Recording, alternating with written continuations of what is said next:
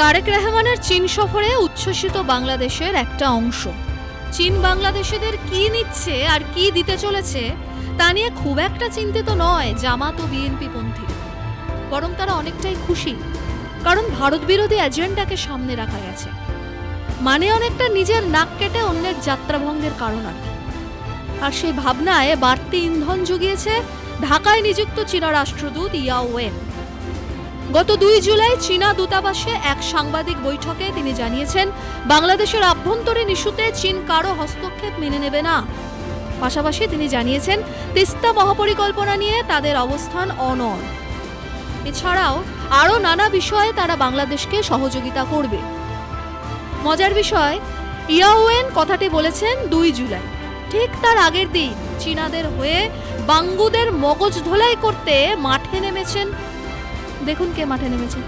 ব্যক্তিগতভাবে ধরেন সাবেক কমিউনিস্ট হিসেবে চীনের যে কোনো সাফল্যে আমি খুশি হব। চীন আরো সমৃদ্ধি লাভ করুক, আমি সেটাই চাই। চীন যদি ভিন্ন জাতির লোকদের নাগরিকত্ব দিত, আমি আবেদন করতাম করি। সত্যি সত্যি একটা কমিউনিস্ট দেশের নাগরিক হওয়া তো আমার জন্য স্বপ্নের না। কিন্তু রাষ্ট্র হিসেবে বাংলাদেশের জন্য বিষয়টা এত সোজা না, আবেগের বিষয় না। আমার জন্য যেমন আবেগের বিষয়, রাষ্ট্র বাংলাদেশের জন্য আবেগের বিষয়। এমন ভাবে চীন বাংলাদেশের সম্পর্ককে প্রজেক্ট করা হইতেছে যেন চীন আমাদের ইন্ডিয়ার কবল থেকে রক্ষা করবে। শুনলেন তো, পিনাকি চায় চীনের নাগরিকত্ব পেতে, কিন্তু বাস্তবটা হলো চীন কমিউনিস্ট পার্টির হুকাও নীতির ফলে নিজেদের দেশের নাগরিকদেরই বংশ পরম্পরায় সস্তার লেবার বানিয়ে রেখেছে। প্রায় 1.5 কোটি উইঘুর মুসলিমকে জেলখানায় ঢুকিয়ে মগজ ধোলাই করছে। সেখানে পিনাকির মতো একজন পলাতক অপরাধীকে কেন নাগরিকত্ব দিতে যাবে চীন? আসুন এবার দেখা যাক চীন আর ডগ বিস্কিট খেয়ে পিনাকি কি আউড়ে যাচ্ছেন। প্রিন্সিপালস অফ পিসফুল কোএক্সিস্টেন্স, এই শব্দগুলোর পেছনে একটা 70 বছরের রাষ্ট্রীয় কাঠামো চিন্তাধারা আছে। আক্ষরিক অর্থে শান্তিপূর্ণ সহাবস্থানের 5 নীতি। নীতিগুলা হইল 1, পারস্পরিক সার্বভৌমত্ব এবং ভূখণ্ডগত অখণ্ডতার প্রতি সম্মান। 2, পারস্পরিক অনাক্রমণ, কেউ কাউকে আক্রমণ করবে না। 3, একে অপরের আভ্যন্তরীণ বিষয়ে হস্তক্ষেপ করবে না। 4, সমতা এবং পারস্পরিক স্বার্থ, সম্পর্ক হবে সমান সমান। 5, শান্তিপূর্ণ সহাবস্থান, ভিন্ন ব্যবস্থার রাষ্ট্র পাশাপাশি শান্তিতে থাকে। ইন্ডিয়ার সঙ্গে তিব্বত নিয়ে একটা চুক্তির প্রস্তাবনা। চুক্তির নাম ছিল agreement on trade and intercourse between Tibet reason and India. তারপরে সেই বছর জুনে চৌ এন লাই ইন্ডিয়া এবং বার্মা সফর করে নেহেরুর সাথে যৌথ বিবৃতিতে এটাকে শুধু দ্বিপাক্ষিক না, গোটা এশিয়ার সম্পর্কের কাঠামো হিসেবে ঘোষণা করে। কি বুঝলেন? চীনের পঞ্চনীতি। আপাত দৃষ্টিতে চীনা এই নীতি দেখলে মনে হয় সারা বিশ্বের যদি কোনো শান্তির দূতের দেশ থাকে তাহলে সেটি চীন। কিন্তু বাস্তব কি বলছে? চীন নাকি কখনো আগ্রাসনে বিশ্বাসী নয়। অন্য দেশের সার্বভৌমত্বের প্রতি তারা সম্মান দেখায়।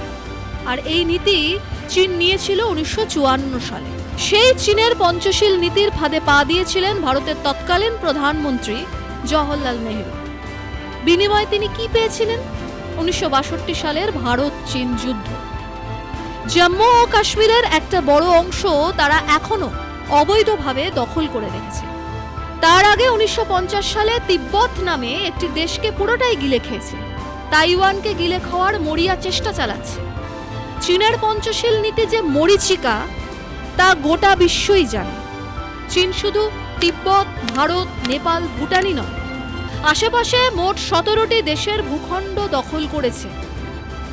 তাই বাংলাদেশের একটা অংশের নাগরিক মনে করছে ভারতেরও কিছু অংশ কেটে বাংলা সালতানাত গড়তে তাদের সাহায্য করবে চীন।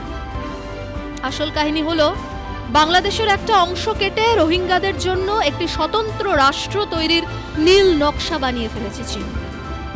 কারণ তারা যাতে কোনোভাবে রাখাইনে ফিরে যেতে না পারে। তাই তারা চায় না রোহিঙ্গা ইস্যু আন্তর্জাতিক স্তরে বড্ড বেশি প্রচার পাক।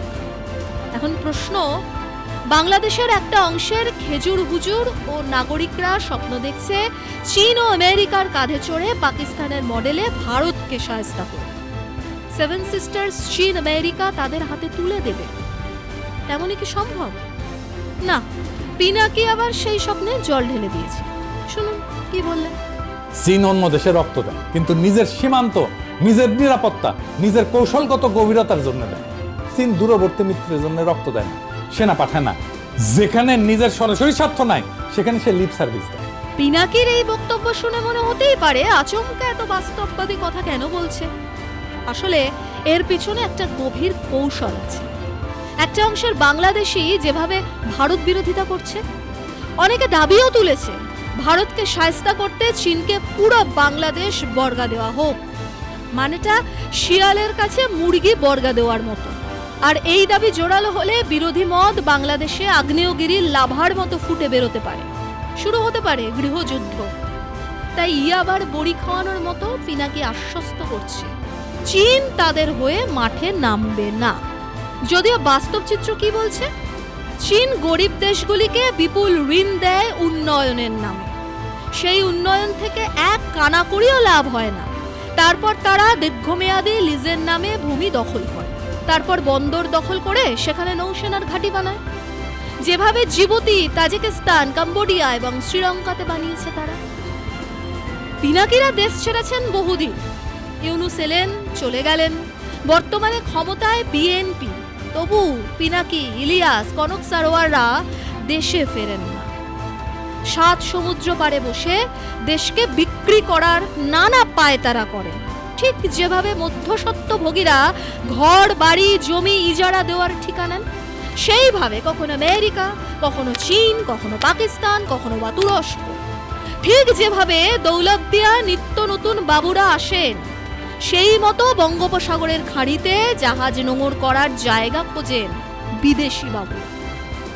দেশ ঘরের অন্দরে লালবাতি জ্বালিয়ে পর্দার আড়াল থেকে ইয়াওয়েনের মতো বাবুরা হুঙ্কার দেন বাংলাদেশের আভ্যন্তরীণ ইস্যুতে চীন কারো হস্তক্ষেপ মেনে নেবে না।